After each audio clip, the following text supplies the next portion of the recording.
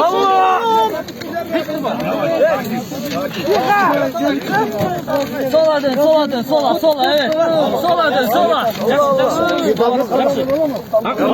Kolun çok düğme, çay bu, hakkın. Kırgızistan! Tiha! Hoppa!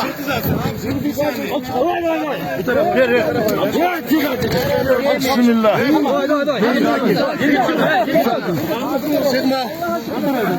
Nasıl kazandı?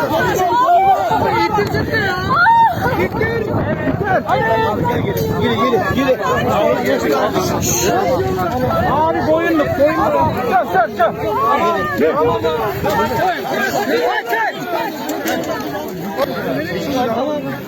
Eyvallah reis. Eyvallah arkadaşlar. Malatya. Kırgızistan. Kırgızistan. Kayseri itfaiye. Bugün 13 fevralda ушул Хайрулло махалласына объектисине келип биздин куткарчылар 3-чү группада куткарчылар ушул жерде куралдарын издөө иш-чараларын жүргүзгөндө 14:45-те Хатижа Ахар аттуу 38 жаштагы айымды түрү куткарышкан. Кыча маалыматты баяндаган